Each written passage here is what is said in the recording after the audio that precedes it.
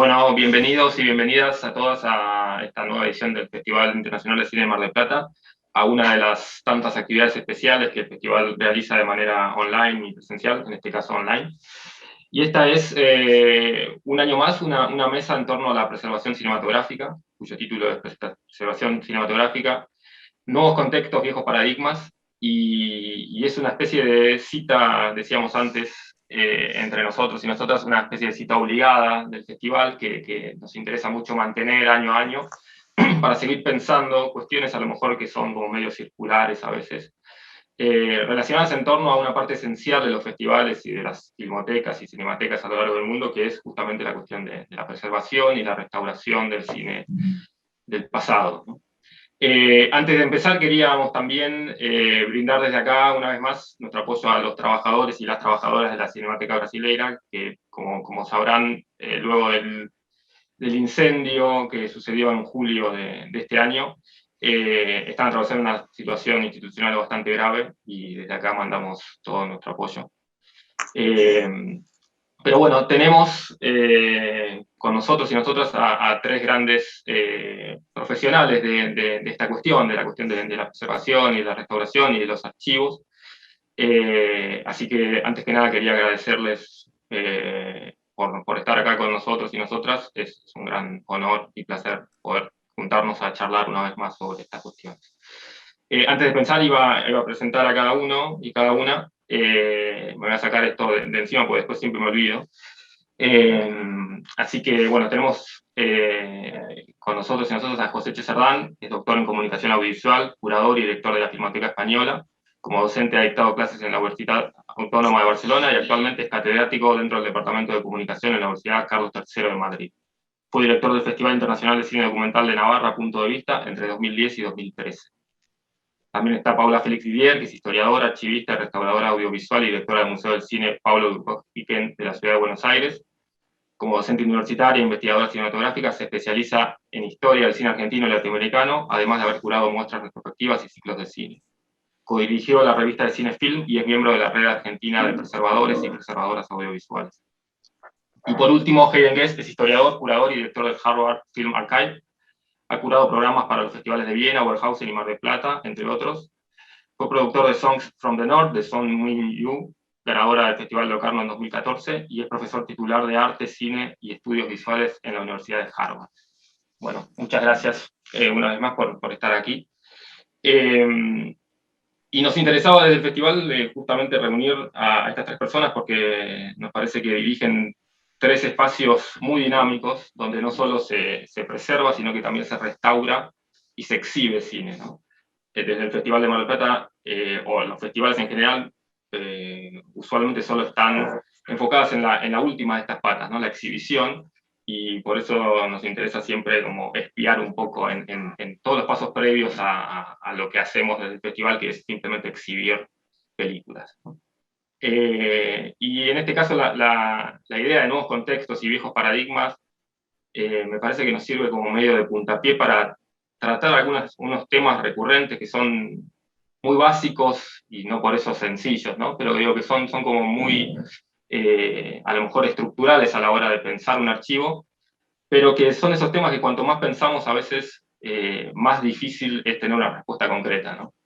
Y en ese sentido la primera de las preguntas, a lo mejor que largo acá para ver si cada uno y cada una de ustedes quiere darnos su opinión y contarnos un poco de cómo funcionan los espacios que dirigen, es cómo se decide a lo mejor qué preservar y qué restaurar, cuál es el criterio.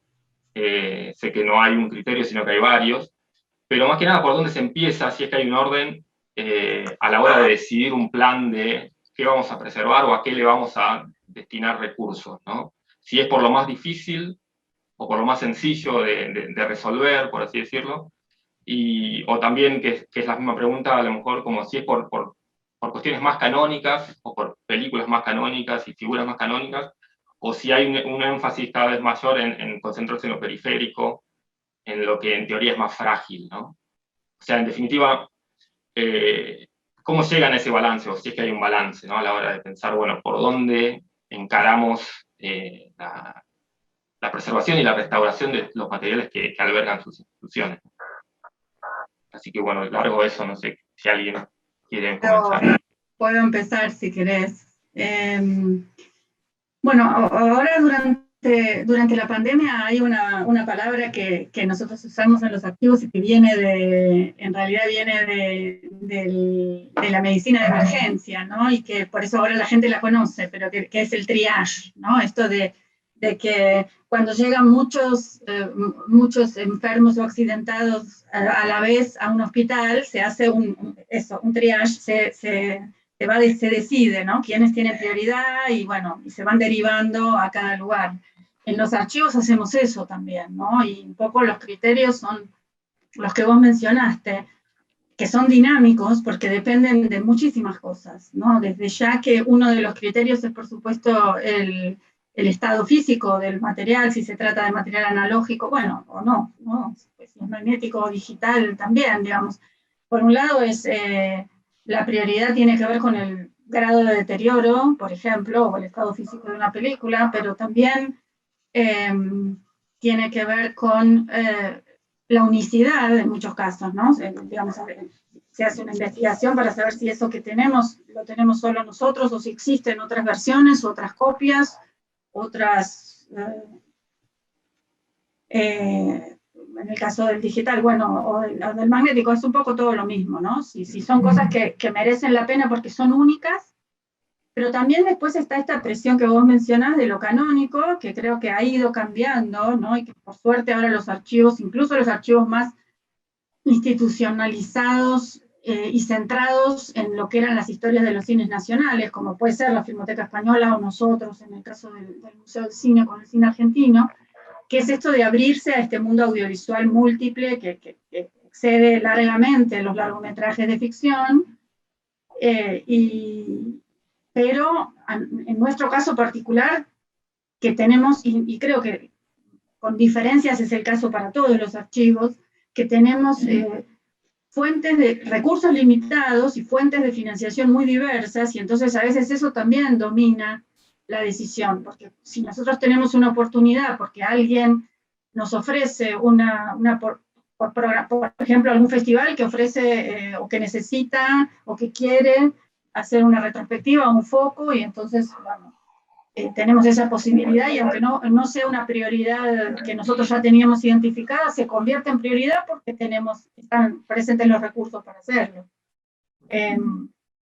Entonces, bueno, es un poco esa combinación de criterios y la visión bueno, que en nuestro caso, que somos cabeza de archivos, también depende un poco de quiénes son responsables. No, claramente, en muchos casos, aunque uno trata de evitarlo, hay ciertas inclinaciones, digamos, ¿no? Donde, bueno, yo creo que desde que llegué al museo, justamente algo que hice fue, por razones concretas de necesidad y también por razones de inclinación personal, abrirnos a todos esos formatos que no son los largometrajes de ficción y al cine mudo, en el caso particular, porque el museo tenía cosas muy valiosas que estaban, bueno, descuidadas y eso era prioritario.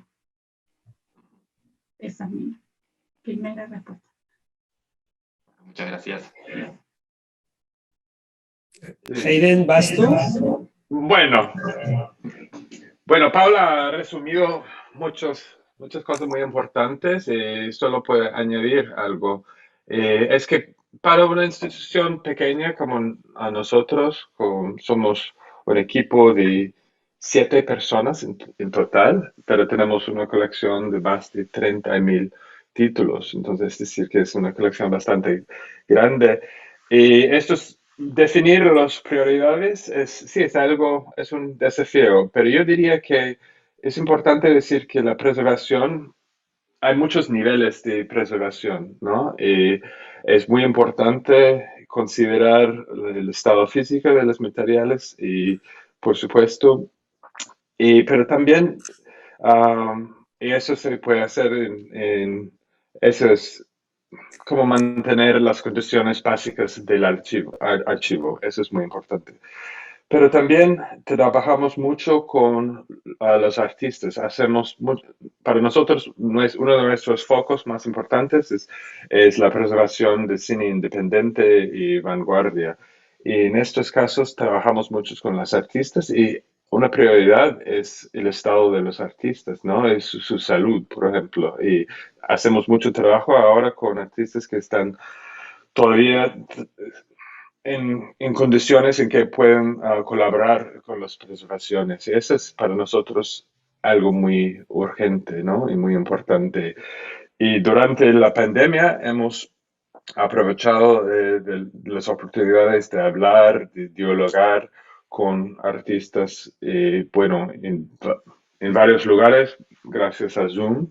Hemos empezado varios proyectos gracias a el tiempo que teníamos y el acceso que teníamos. Y sí, ha sido una oportunidad muy interesante y no esperado, ¿no? Bueno, yo en nuestro caso, un poco también, bueno, pues poniendo o siguiendo lo que han dicho tanto Paula como Hayden, son muchos los factores y posiblemente también esa cuestión de la dinamicidad que decía Paula es fundamental. Es decir, las cosas se te van presentando y vas cambiando, ¿no? Yo creo que también eso de alguna forma, no voy a decir que sea malo, no sé si la palabra es que sea malo, pero sí que de alguna forma demuestra nuestra debilidad institucional, ¿no? Es decir, yo creo que, y eso es una autocrítica en general, yo no conozco ningún museo que no tenga un documento donde identifique sus políticas de preservación. Y sin embargo, conozco muy pocas filmotecas o cinematecas que lo tengan, ¿no? O sea, yo creo que ahí como que nos queda mucho trabajo que recorrer y tenemos una serie ¿no? de inconvenientes de partida que son objetivos y que tampoco se trata ¿no? de hacer de este encuentro un encuentro donde venimos a llorarnos, ¿no? Y a lamentarnos de lo mal que estamos y de lo pobres que somos, ¿no? Pero creo que ahí hay unas cuestiones que son objetivas y que no las podemos dejar pasar, ¿no? Quiero decir, es mucho más caro conservar film que conservar cualquier otro tipo de material artístico, llamémoslo así, ¿no? Es infinitamente más caro, es más costoso y por lo tanto los presupuestos son mucho más altos, pero también, ¿no? Lo decía antes, justo lo estábamos comentando antes de empezar, pero de la misma forma también partimos de una situación, digamos, de desventaja en cuanto a la legitimación social que pueda tener el cine frente a otras artes, ¿no? Eso también, sin querer ser llorica, pero también eso es así, quiero decir. Nosotros, por poner un ejemplo reciente, hemos estado intentando encontrar financiación para restaurar una película que nos costaba. Era difícil porque los materiales eran muy diversos y es una restauración costosa. En torno a, por ponerlo en dólares, debían ser en torno a $150.000.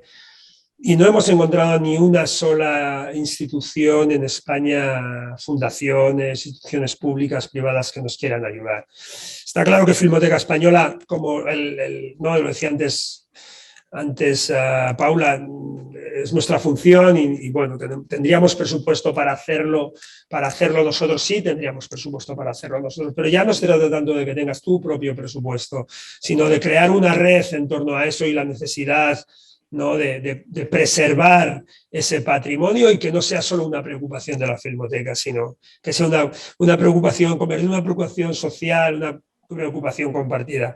Y es complicado, ¿no?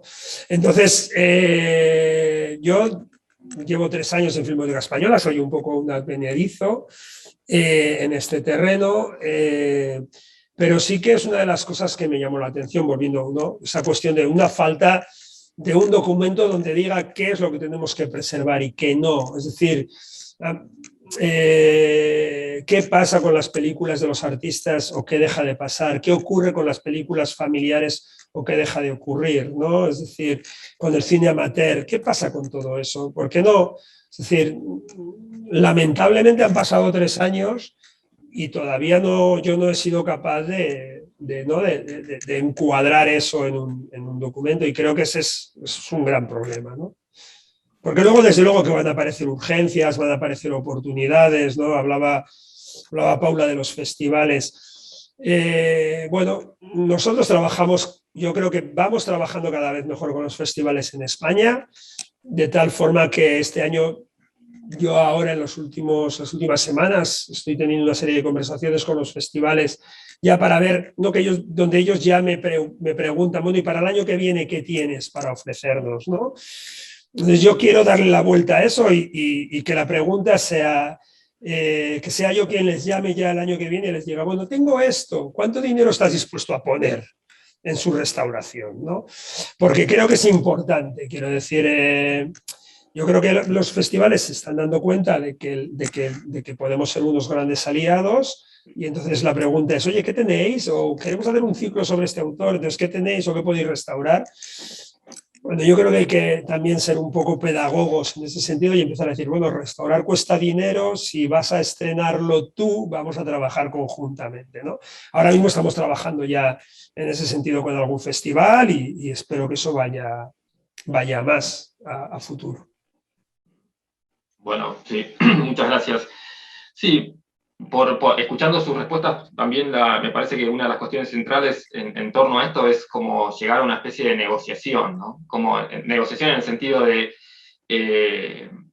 cómo cambiar la cabeza en un punto para decir, bueno, el ideal o un cierto ideal, esa idea también del documento que vos decías, Josécho, ¿no? Como el ideal sería tener como un lineamiento, ¿no? Y poder cumplirlo, pero también en muchas de las instituciones, o en la mayoría, diría yo, a lo mejor en las instituciones, ese lineamiento, incluso cuando está, no se puede cumplir, a lo mejor porque es casi utópico, ¿no? Por momentos. Y por eso surgen, me parece, estas cuestiones que decían ustedes, yo decía, de cierta negociación, en el sentido de buscar fuentes diversas de negociación y cómo escaparle o hacer un salvoconducto a los recursos limitados, ¿no? Que me parece que eso es también esta cuestión de que, por lo menos en los últimos 10 años, a lo mejor hay una presencia mucho más fuerte de los museos de cine, de las cinematecas y las filmotecas en festivales de cine, ¿no?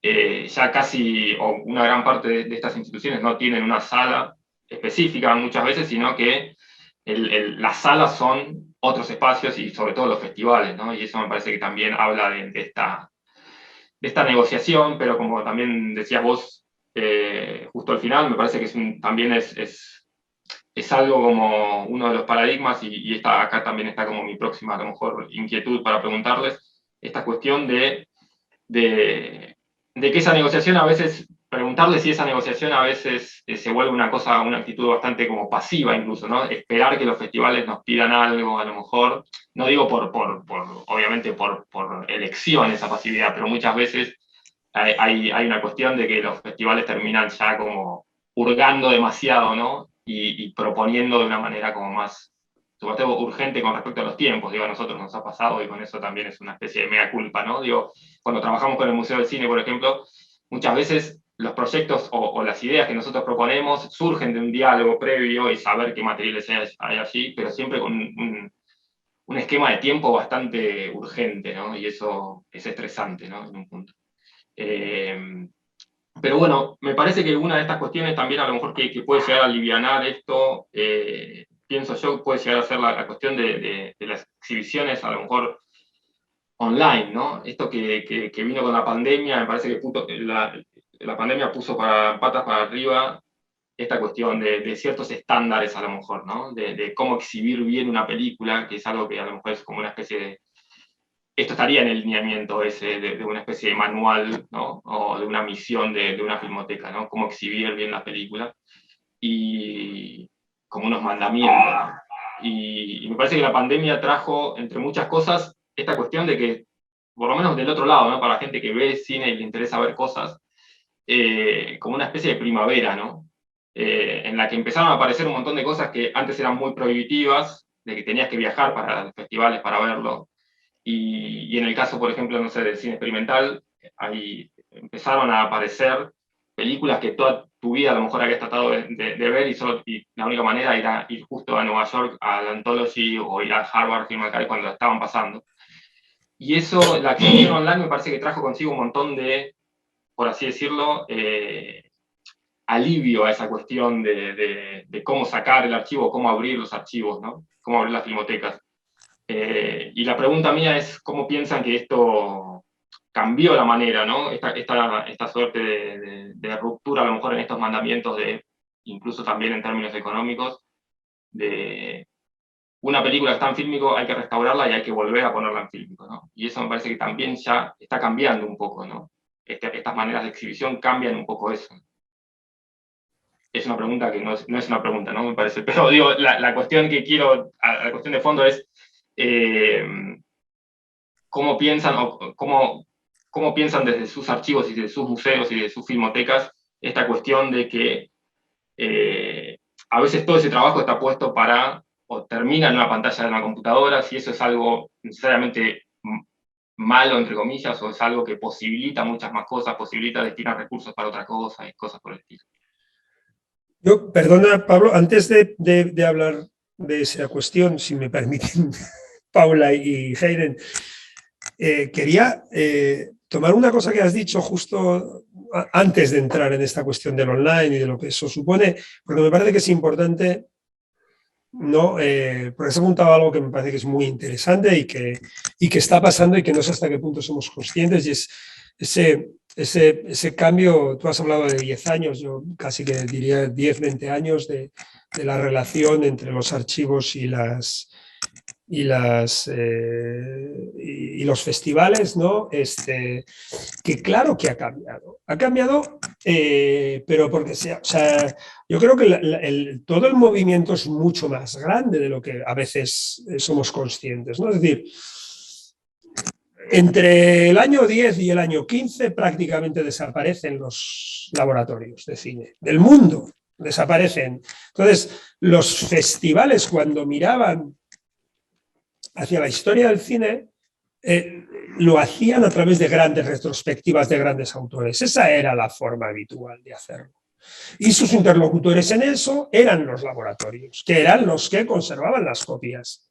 Y el trabajo de los festivales consistía en ir buscando, a través, evidentemente, de los distribuidores o de los productores, dónde estaban las películas del autor que tocase hacer ese año la retrospectiva. Cuando los laboratorios desaparecen del mapa, esas lógicas cambian. Porque ya no hay laboratorios, ya no hay copias en circulación, ya eso deja de existir. Y entonces, ¿quién se va a convertir en interlocutor? Van a ser los archivos. ¿Por qué? Y eso en España pasa así, me imagino que en buena parte del resto del mundo también. ¿A dónde van todos esos materiales de los laboratorios cuando los laboratorios cierran? A los archivos fílmicos. En España es así, al menos. Entonces, todo eso genera que las propias relaciones de los festivales, a la hora de preguntarse por la historia del cine y por cómo revisitar, sus interlocutores cambian.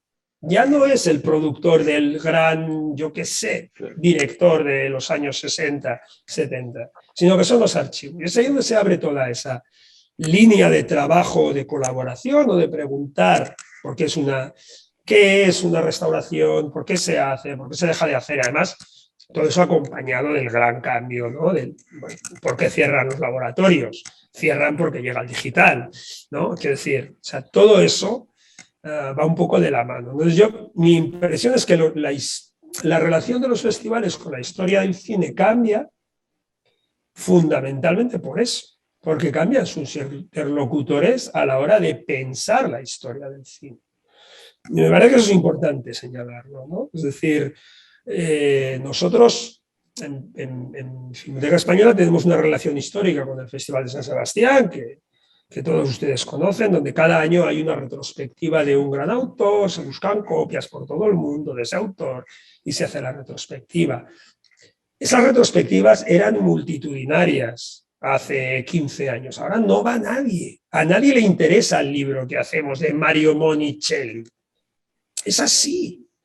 Y sin embargo, de repente dices, oye, una copia restaurada de no sé qué, y tienes la sala llena. Me parece que todo eso es importante señalar. Sí, sí, sí, sí.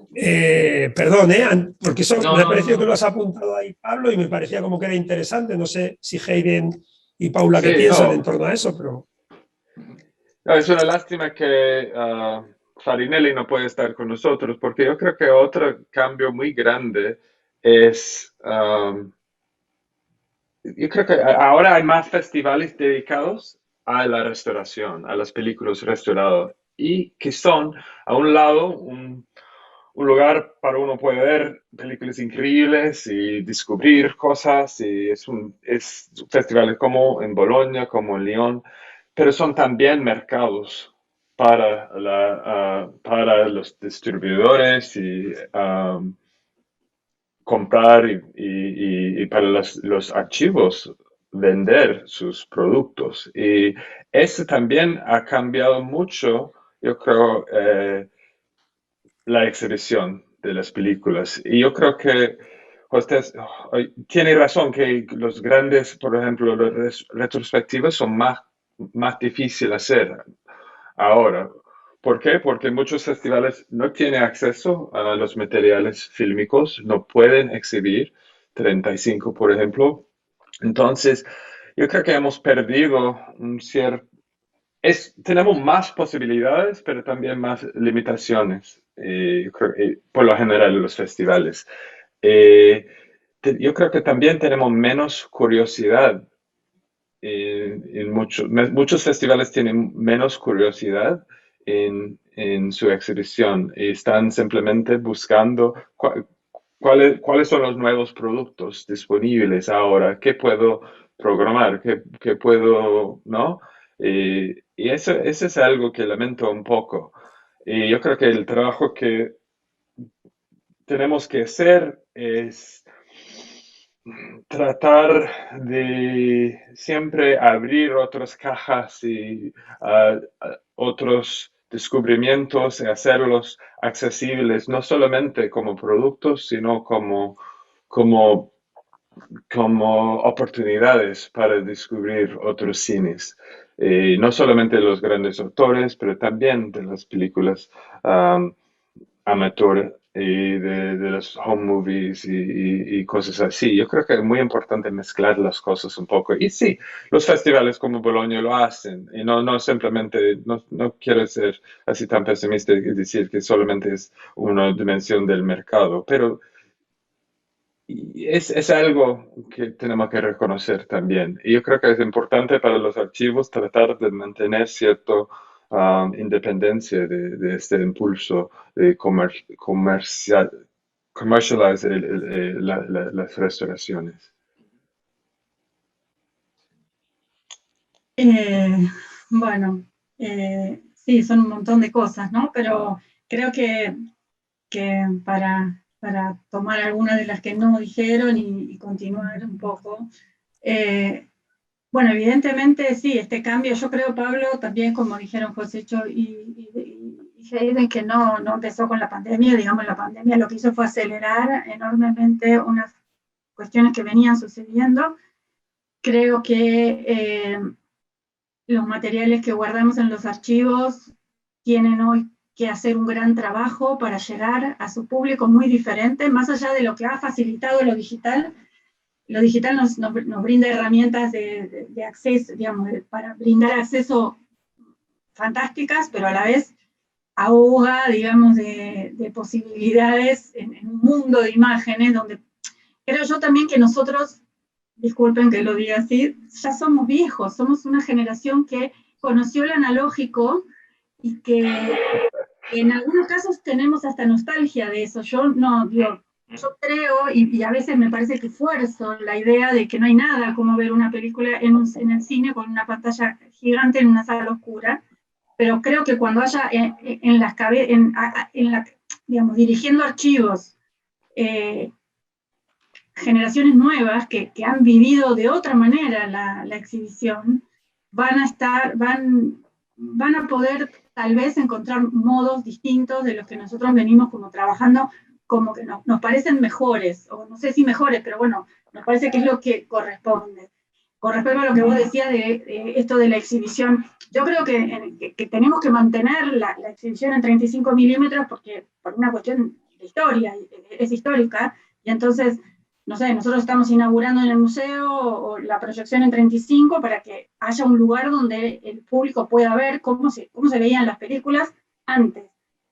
Pero, y también hay que, por varias cosas que también decían Josécho y Hayden, la curaduría se ha vuelto mucho más compleja, porque al haber tanta oferta, no solamente de los materiales que ofrecemos en los archivos, sino de una cantidad enorme de materiales, la curaduría tiene que ser mucho más ingeniosa y creativa, ¿no? Y hay que sumarle a esa curaduría elementos que pueden ser, que van desde la música en vivo, hasta la invitación del artista que esté presente, hasta cuestiones colaborativas con el, no sé, el Home Movie Day me parece un modelo porque la gente va y participa y habla y cuenta de las imágenes. Nosotros ahora hemos hecho una campaña de crowdfunding para restaurar una película y sorprendentemente conseguimos la financiación en 4 días, lo que nosotros pensábamos que no iba a suceder.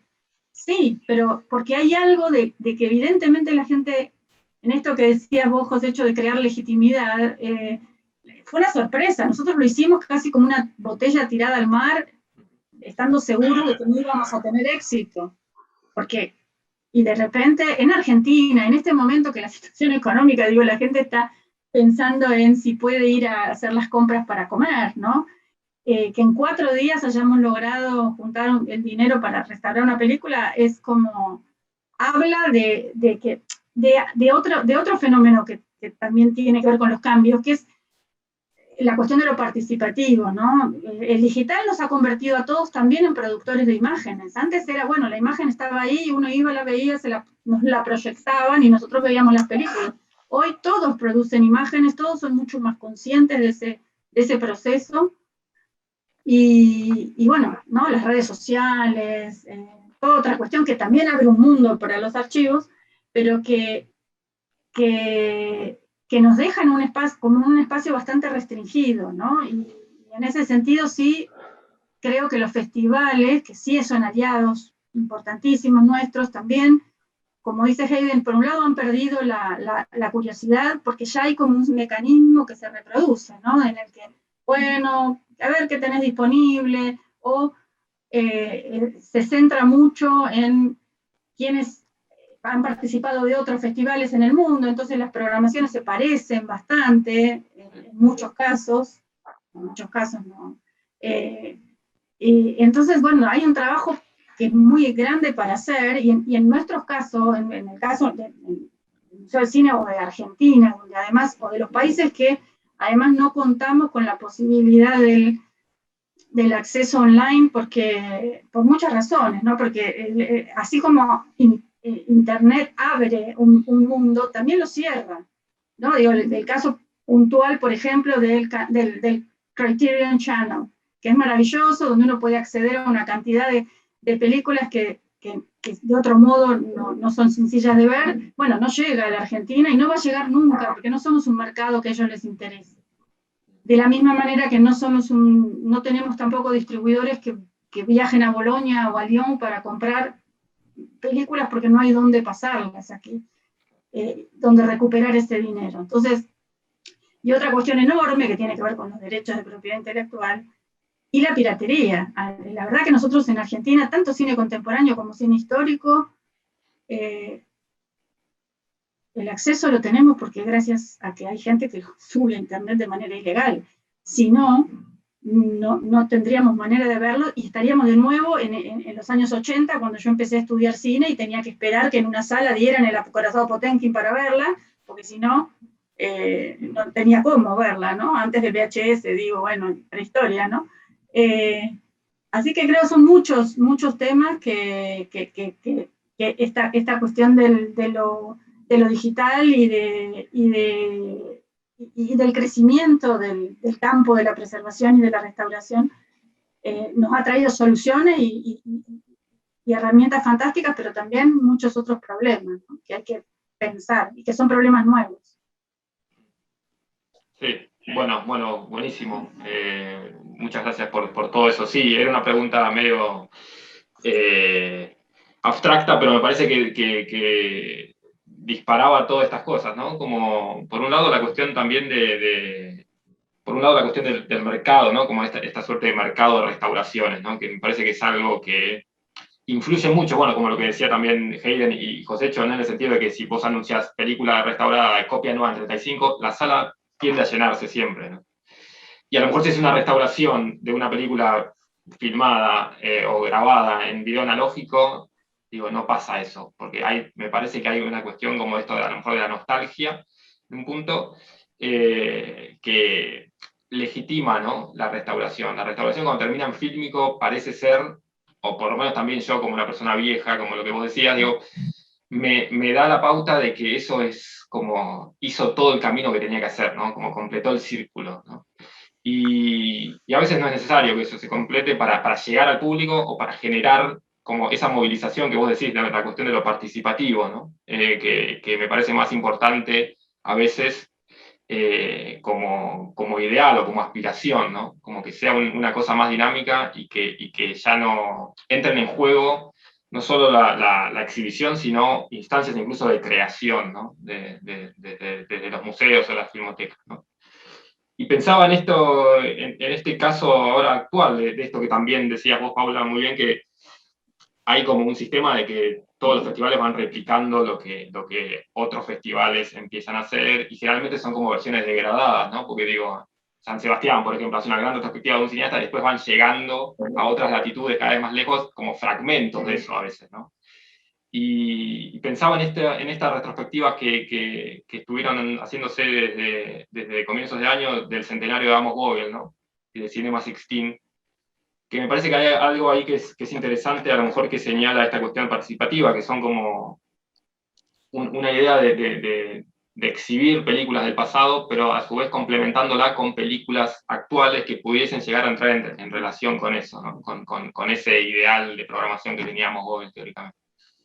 Y esto me parece que, o tiendo a pensar que esto va a suceder cada vez más a menudo, ¿no? Como que, no necesariamente por los festivales, sino incluso los archivos empiezan a pensar combinaciones que no son combinaciones respetuosas, entre comillas, de lo original, sino como diálogos, ¿no? Y como repercusiones entre los distintos materiales. Y por eso mi insistencia a lo mejor en esta cuestión de cómo veían esta cuestión de que también es como una especie de estándar sugerido por Jonas Mekas en una época, ¿no? Como las películas que fueron rodadas en 8 milímetros se tienen que exhibir sí o sí en 8 milímetros, las películas que son 16 en 16. Digo, eso obviamente ya no sirve más, no corre más para el estado en el que está el mundo, ¿no? Y sobre todo en la periferia o en el tercer mundo o en Latinoamérica o como queramos llamarlo o en otras partes, ¿no? Acceder a esas restauraciones es algo imposible por momentos y ahí entra en juego también la cuestión de la piratería que vos decías, que no desde el lado que están ustedes a lo mejor, pero del otro lado la piratería es fantástica a veces, ¿no? Porque, digo, permite ese acceso, por lo menos desde Argentina al menos, a un montón de películas que podés morirte sin haberlas visto. Y por eso... Tampoco pasa nada, ¿eh? Si te mueres sin haber visto algo. Que tampoco pasa nada si te mueres sin ver algo. No, pero a mí lo que... Sí, yo lo que pensaba, porque eso es algo como que me di cuenta después de muchos años, a lo mejor estás esperando una película, después la ves y es una decepción enorme. Y es genial que eso suceda, porque eso ya también es como que sacás ese peso de tu mente, ¿no? Sí. Pero bueno, tal vez una pregunta que englobe esto... Sí, perdón. Ay, no, es que, perdona tú, Pablo. Dos cosas con lo que has dicho, ¿no? Yo, o sea, es decir, desde luego que entra toda esta cuestión del mercado, que todo lo que ha dicho Hayden y que ha subrayado, ¿no? También Paula, digamos, de los frames que nos pone también el digital y las limitaciones que eso impone, que son evidentes. Ahora bien, yo creo que es importante, yo hay dos cosas que me gustan mucho de la situación actual, mucho, soy fan de ellas. Una, yo creo que tú la has anunciado al principio, Pablo, es decir, se está reescribiendo el canon. y se está reescribiendo a base de pensar qué restauramos y desde diferentes lugares. Y eso está bien, quiero decir. Y cuando los festivales pueden tener este acercamiento un poco acomodaticio a, bueno, ¿qué tienes este año? Como quien fuese a comprar, ¿no? Al supermercado, que a ver si que están frescos los huevos o las lechugas, no sé, ¿no? Me parece que está bien, porque hay una serie de decisiones que tomamos en los archivos que son bastante curatoriales y que yo creo que es importante que las empecemos a tomar también de mano de los propios, de la propia gente del cine, ¿no? Nosotros, yo creo que, bueno, este año hemos digitalizado para hacer accesible una película que se hizo en el año 84 y que no se estrenó hasta el año 2017 en España, porque el tipo la guardó en un cajón y nunca más se supo. Es una película que no va a estar nunca en la historia del cine, pero ponerla a circular nos parecía muy interesante, ¿no? Es una película que se titula El Diario Rojo.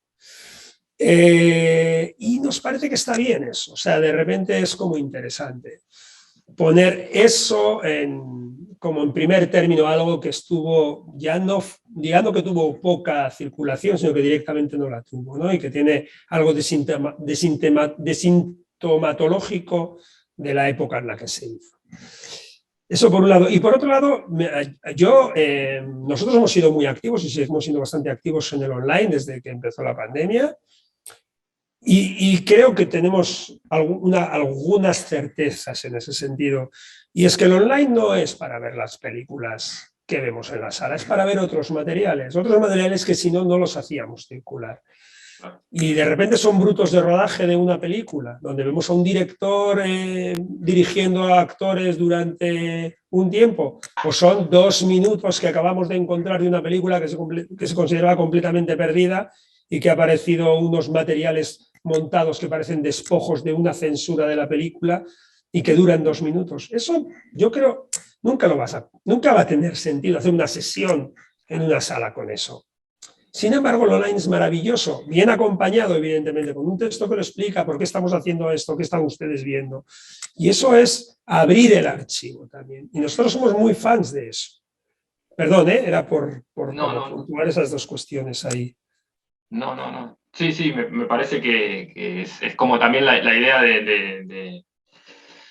como de lo fragmentario, ¿no? O de esto que hablábamos un poco, o veníamos hablando, o venimos pensando a lo mejor desde incluso del festival, ¿no? Qué cosas se incluyen en la programación, y también muchas veces surge eso, ¿no? Esa cuestión de esto no es material para una sesión a lo mejor, pero es cierto que hay una cuestión como de toda la periferia muchas veces y todos como los fragmentos y lo que se cae por fuera de una película, que hoy en día también está cobrando cada vez más importancia, ¿no? Paula, vos decías el home movie day y también Hayden, vos hablabas del cine amateur, ¿no? Y eso me parece que muchas veces en la actualidad también ha generado como un interés que muchas veces es más grande que la propia obra de la cual eso está como desprendiéndose, ¿no? Porque hay ahí como una manera de entender de otra manera la obra a través de lo que quedó afuera o a través de lo que lo rodeó y esas cuestiones, ¿no? Y me parece también que tanto el Museo del Cine como la Filmoteca, como el Harvard Film Archive, siempre tuvieron, o por lo menos, no sé, siempre no, obviamente, pero digo, en los últimos años, a través de sus gestiones incluso también, digo, como esta cuestión de esa suerte de, a lo mejor no canon o de la periferia, cada vez tiene más espacio, ¿no? Y cada vez es lo que, incluso el festival, ¿no? El Festival de Mar del Plata en esta edición está mostrando Manicomio, que es una película de estas que a lo mejor también tiene que ver con lo que vos decías del Diario Rojo, ¿no? Una película medio perdida ahí de una de las figuras capitales del cine español. Y también con el programa de cine animado recuperado por el Museo del Cine también hay, ¿no? Hay como casi como una historia paralela de los grandes nombres de la animación argentina.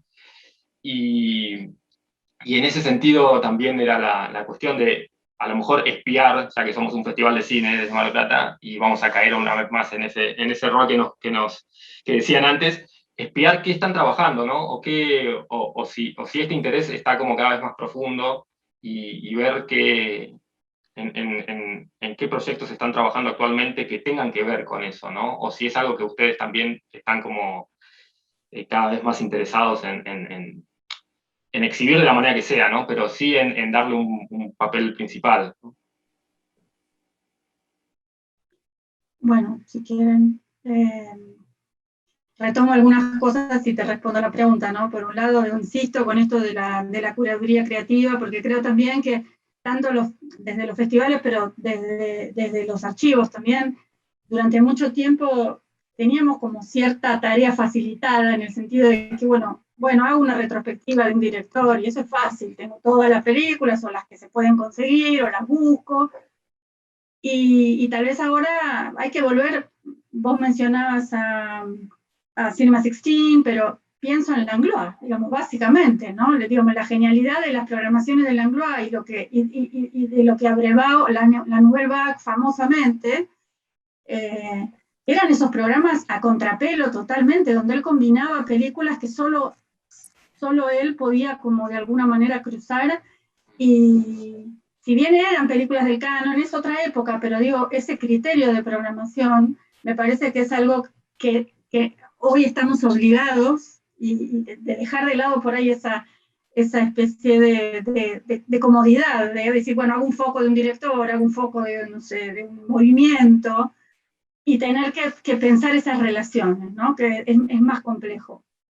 Y bueno, para responder a tu pregunta, ¿en qué cosas, en qué proyectos estamos que puedan tener que ver con esto de ampliar? Bueno, vos lo conocés bien, Pablo. Por un lado está el proyecto que tenemos de rescate del cine antártico, que estamos haciendo desde hace varios años, por ejemplo, que es registros hechos en la Antártida, filmaciones hechas en la Antártida desde la década del 20, ¿no? A partir del hallazgo de un largometraje, que incluso se estrenó en el cine, de una expedición a la Antártida en el año 27, y a partir de ahí, y en colaboración con el Instituto Antártico, estamos rescatando imágenes, y es posible, esto está en este momento cocinándose, pero es bastante probable que parte del equipo que trabajó en ese proyecto viaje a la Antártida ahora este verano, nuestro verano, que es enero-febrero, con la idea de mostrar esas películas en Antártida y a la vez hacer un registro, ¿no? de este trabajo, por ejemplo. Obviamente, más allá de esta anomalía, que es un largometraje que se estrenó en los cines, después todos los demás son registros, algunos amateurs o casi familiares, otros más profesionales en relación a registrar la actividad científica o militar que se está haciendo en el continente antártico, pero bueno, esos materiales que cada vez que los mostramos además son un exitazo entre la gente, ¿no? Sí, sí, sí. Y a los que se les suma también el componente que creo que también eso debería ser una preocupación de los archivos hoy, que es acompañar la cuestión del cambio climático y de la huella de carbono, etcétera, que por un lado nuestras propias prácticas son muy complejas en ese sentido, y esa es creo una obligación que tenemos que discutir, pero a la vez, cómo, por ejemplo, estas imágenes sirven también para eso, ¿no? Para ese registro de cómo se han achicado los glaciares, de cómo la fauna que existía en los años 20 y que ya no existe, digo, un montón de cuestiones que nos abren a otros mundos, ¿no? En términos de conversaciones y de curaduría. Bueno, ese es un ejemplo de lo que estamos haciendo. En general nosotros tenemos un programa que tratamos de sostener, también somos muy poquitos, entonces, que se llama La Hora del Museo, y entonces en esa Hora del Museo justamente lo que decía Josécho es una combinación que puede ir desde una publicidad, una película experimental, una película familiar, un fragmento, digamos, tratando de dar visibilidad a todos estos archivos que no son los tradicionales que por ahí la mayor parte de la gente tiene en la cabeza como, bueno, ¿qué guarda un archivo audiovisual? Y películas, largometrajes de ficción, documental, por ahí llegan a los noticieros, pero no mucho más que eso, ¿no? Bueno, muchísimas gracias. Bueno, para nosotros, yo creo que hemos aprendido muchísimo durante la pandemia y por la primera vez, el Howard Film Archive ahora está trabajando igualmente en la digitalización que la preservación fílmica. Y tenemos ahora, como parte de la universidad, algo muy importante como una prioridad súper alto es la accesibilidad. Y tenemos que dar acceso a nuestras colecciones. Y la digitalización nos permite conectar con otros públicos. Y estamos trabajando mucho ahora en nuestro sitio de web para, para asegurar que tiene toda la información importante sobre nuestras colecciones y que también incluye un fragmento o una película, algo que puede dar un poco de sabor de este trabajo, de este momento histórico. Yo creo que eso es algo muy importante para nosotros. Y estamos también, ahora nuestro cine está cerrado todavía al público, solamente abierto a la comunidad de Harvard, pero cuando abrimos vamos a empezar con un foco sobre nuestras colecciones y exhibir películas que hemos restaurado y que abren a veces, algunos son películas ovni, películas de directores no conocidos o momentos históricos no estudiados. Y eso me parece muy súper interesante. Y es exactamente como dijo Pablo de Hostesso, la idea de buscar otra perspectiva sobre la historia del cine, ¿no? Y no solamente seguir caminando los mismos pasos ya definidos. Y, sí, y un ejemplo de una película que a vos, Pablo, le va a interesar muchísimo es una película poco conocida, hecha por Nathaniel Dorsey y Jerome Hyler, una de sus primeras colaboraciones. Es una película hecha para una biblioteca regional en New Jersey. Y la película se llama Library. Y la película no era en circulación, sino era hecha para las bibliotecas del estado de New Jersey para hablar de su misión y todo eso. Pero es una película clave en la obra de estos dos directores, una película de transición para Nathaniel Dorsey especialmente, incluye el trabajo de Tony Conrad, es increíble, pero es una película completamente perdida y lo que vamos a hacer es ponerla en circulación de nuevo en versiones digitales y también fílmicos. Y lo interesante en eso es que trabajando con Dorsey y Hyler, hemos descubierto que era importante tener estas dos copias porque el digital, por la razón de los colores, la versión original no tenían acceso al film stock que querían usar. Entonces han creado una copia, no me acuerdo exactamente cuál es el film stock, pero entonces tenemos una versión original y tenemos la versión digital que respecta más las intenciones de los directores. Y vamos a mantener las dos copias como dos objetos diferentes y eso, y tenerlos tener una copia accesible online y también otra copia accesible para la exhibición fílmica. Entonces, para mí eso es un modelo de la accesibilidad que, sí, que podemos lograr. Bueno, muchísimas gracias, Hayden. Bueno, hay una cosa que acaba de decir Hayden, que a mí me parece que es maravillosa y que daría para otro debate, ¿no? Que es la relación de los autores, las autoras con sus obras, cuando desde un archivo nos acercamos a ellos 15, 20, 30 años después y quieren hacer otra película y entonces eso nos genera todas estas tensiones, ¿no? Yo creo que eso, bueno, igual quizá para el año que viene ahí como idea, ahí queda, ¿no? Sí. Puede ser interesante. Pero yo diría que es importante decir que son dos películas diferentes, ¿no? Tiene la versión nueva y tiene la versión original. Efectivamente. Mantenerlos diferentes, ¿no? Y no decir que son lo mismo, sí. Claro, eso es lo interesante, ¿no? Es decir, tienes la versión, digamos, la que se hizo, por limitaciones físicas es la que se hizo, y lo que podría ser la remasterización que haces 20, 30 años después, porque los medios son otros y te permiten hacer cosas que tú habías pensado y que no habías hecho en su momento. Quiero decir, eso Ridley Scott lo ha hecho constantemente, lo ha hecho George Lucas, lo ha hecho Spielberg, lo han hecho todos, ¿no? Es decir, no pasa nada, está bien. Lo ha hecho Disney con todas sus películas de animación. Entonces no pasa nada, está bien que dejemos también que los autores más de cine experimental también puedan hacer eso, ¿no? Es decir, no está perfecto, pero mantengámoslo como las dos versiones, ¿no?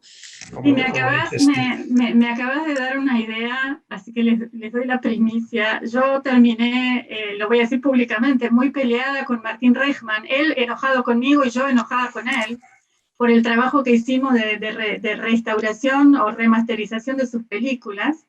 Y ahora me lo acabo de anotar, lo voy a llamar para ir a tomar un café, para que no estemos más peleados, y le voy a proponer hacer un video, digamos, grabarnos, teniendo una conversación para primero reparar la relación, pero además contar esto que estás diciendo, porque sí, la verdad que pasa todo el tiempo, ¿no? Pero bueno, en este caso fue muy interesante lo que sucedió y me parece que va a estar bueno si lo podemos registrar, esa conversación. No, me parece, o sea, de verdad, o sea, que es uno de los, digamos, es uno de los puntos de conflicto que tenemos, ¿no? Es decir, Claro.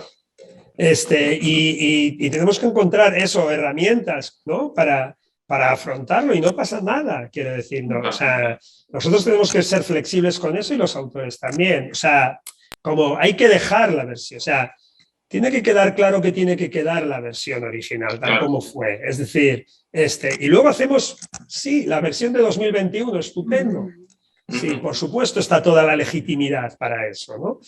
Pero independientemente incluso de que en el año en el que se hizo esa película estuviesen pensando en un tipo de film que no pudieron obtener y por lo tanto, o sea, igual esa idea de saturar más los colores la has tenido en ese momento. Está bien, no pasa nada, es de ese momento, ¿no? O sea, ni siquiera necesitas, creo yo, la excusa de que que si existe está bien, pero si no existe también.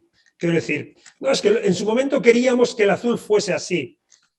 O no, o en su momento ya está como queríamos en ese momento y ahora queremos este otro azul porque no pasa nada. Yo creo que eso también nos tenemos que quitar desde los archivos muchas veces capas de... Sí, pero ahí digo, no estoy 100% de acuerdo con vos en este sentido, ¿no? Es cierto que no pasa nada y es cierto que yo por lo menos en este caso particular y en otros tiendo como a agravar la situación, la siento como realmente complicada, pero hay algo sí que a mí me preocupa mucho que tiene que ver con esto de borrar las marcas de la historia, ¿no?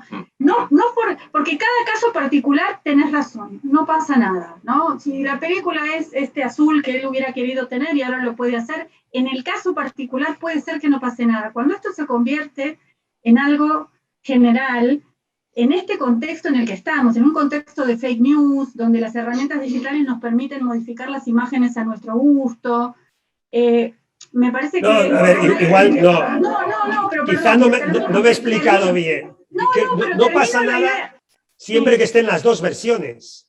Exactamente. No, te entiendo y creo que vos, y esto nosotros lo tenemos claro, pero creo que a veces es muy fácil el deslizamiento. Yo soy historiadora originalmente, entonces siempre es como me preocupa mucho esto, ¿no? De que en ese borrar las marcas de la historia... haya algo que es como filosóficamente a veces complejo, sobre todo por este contexto en el que estamos hoy, donde, digo, por eso yo creo como vos que no pasa nada y que además está bueno y que está bueno contar la historia y tener las dos versiones, pero estamos en un contexto en el que la verdad y la mentira están como, ¿no? En un lugar en el que no sabemos dónde va a terminar. No, pero se trata de subrayar, ¿no? O sea, de subrayar que eso es la versión del año 21, quiero decir. Y por lo tanto hay una versión original que es diferente.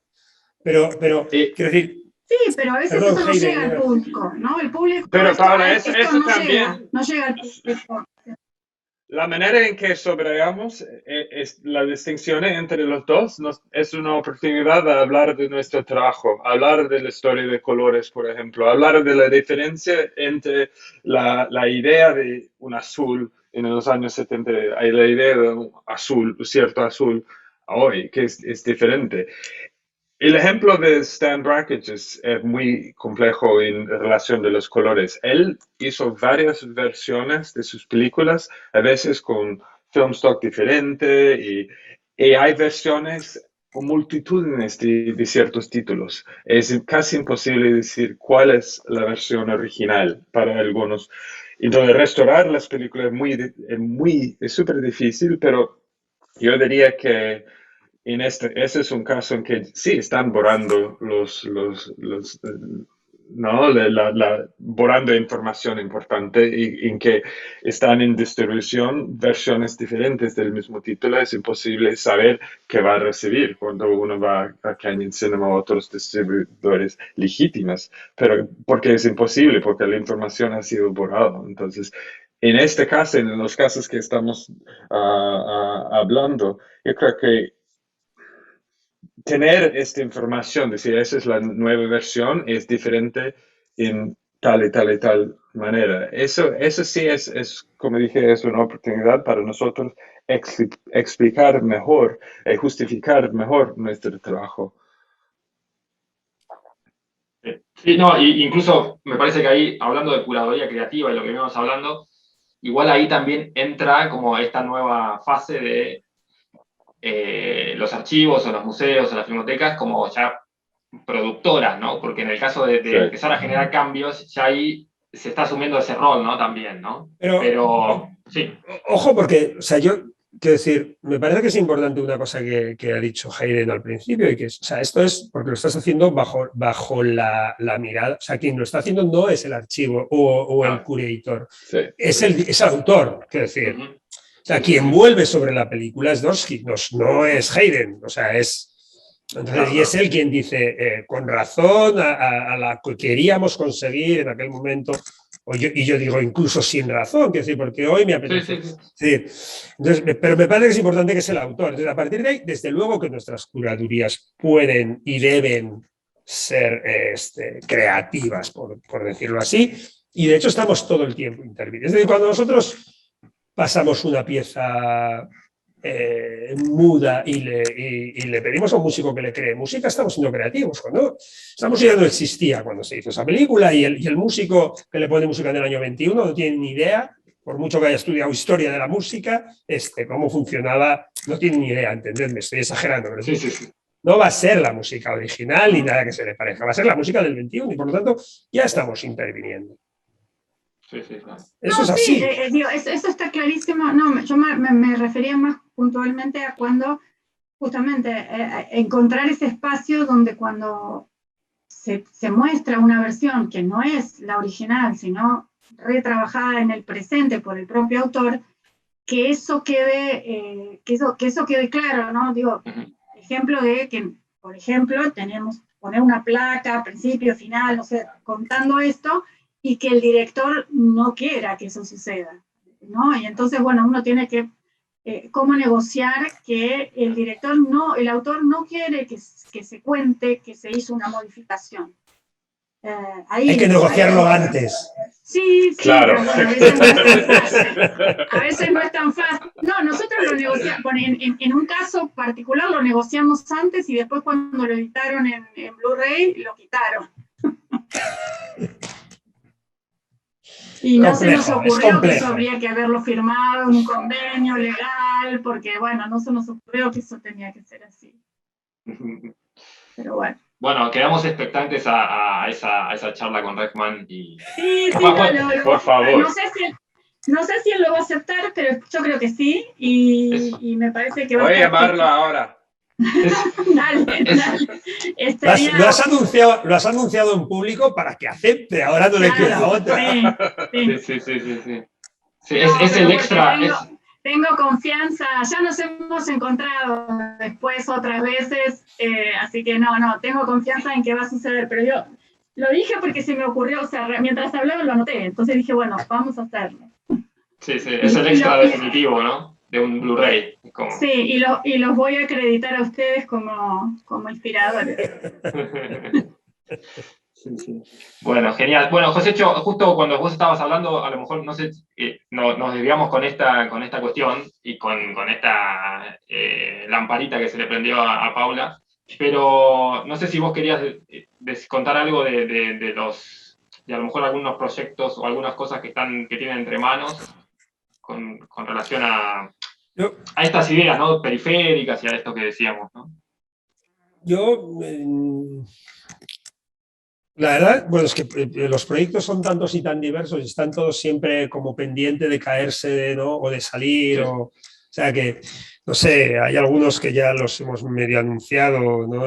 Antes de la charla hablábamos de, bueno, pues que recientemente hemos comprado el archivo de Iván Zulueta y ahí han aparecido como 120 rollos de Super 8 y 16 que estamos ya viendo y ver qué hacemos con eso. Hemos hecho una pequeña exhibición de alguno de ellos y bueno, pues eso es un proyecto a largo, a medio plazo y paralelo a ese, el que puede ser el otro gran cineasta experimental español de esos años 70, que es Javier Aguirre, que también ahí nosotros tenemos, digamos, la mala suerte o la desgracia o la poca habilidad que tiene Hayden en Harvard, y es que lamentablemente nos llegan esos archivos de los cineastas barra artistas una vez que ya han fallecido, ¿no? Y por lo tanto ya no hay forma de trabajar con ellos. Nosotros ahí, en lo que hemos visto sobre todo de Iván, hay versiones de cosas que están claramente a punto de estar acabadas, pero no están acabadas y nunca vamos a saber por qué no se acabaron, por qué no se han visto.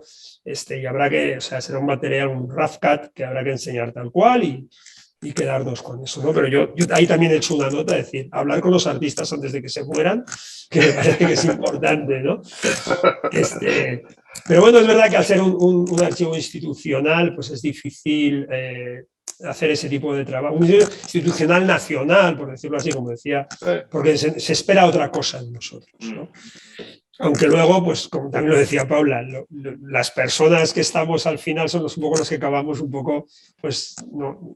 definiendo un poco las políticas también y los intereses personales acaban pregnando las políticas de la casa, sin duda, ¿no? Y luego hay otra cosa que también me hace mucha ilusión y que estamos ahí como trabajando, es en este caso también una donación del archivo de la gran productora, digamos, no oficial de cine documental en España en los años 40 y 50 e incluso 60, que es una productora que se llama Hermic Films, que, bueno, la verdad es que hizo más de 300 documentales de entre 10 y 20 minutos, de los cuales se han perdido buena parte, pero no todos.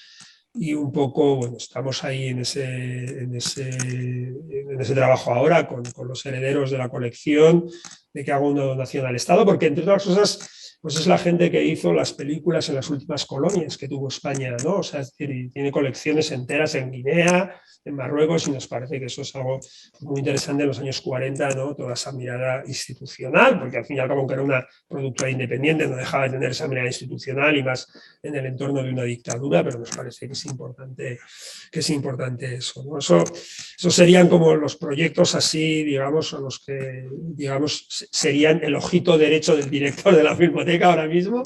Pero desde luego que hay más cosas y hay otros proyectos en marcha. De todos modos, y por cerrar, digamos, también un poco, ¿no? Intentando apuntar a otro lugar, quizá que tiene que ver con la legitimidad y con la institucionalización también de nuestro trabajo. Yo creo que mi o nuestro, ¿no? Mayor frente ahora mismo es algo que se está cocinando y que se ha anunciado ya, que es una nueva ley del cine para este país, donde se hable abiertamente de patrimonio cinematográfico, de patrimonio audiovisual, que se defina, y que eso quede, digamos, escrito en cuerpo de ley y que por lo tanto eso nos dé, yo creo que muchas más facilidades para trabajar a futuro, ¿no? Sí, claramente. sería como el primero, es el documento sobre el cual se tendría que escribir abajo todo lo que decíamos al comienzo. Efectivamente. Sí, sí. Así que bueno. Bueno, muchísimas gracias nuevamente, Paula, Josécho y Hayden, por estar acá con nosotros y nosotras charlando. Ha sido un gran honor. Y nada, esperemos que a lo mejor el año que viene en el festival podamos incluir algunas de estas cosas de una manera más horizontal en la que vienen trabajando. Así que nada, muchísimas gracias nuevamente. Gracias. Bueno, Gracias. gracias a vos, Pablo, gracias, Josécho, gracias, Paula.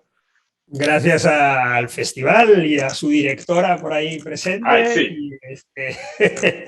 Y sí, y a vosotros, que siempre es un placer oíros, y espero que nos veamos pronto físicamente ya. Bueno. Igualmente, gracias a todos, un saludo, que tengan un buen día.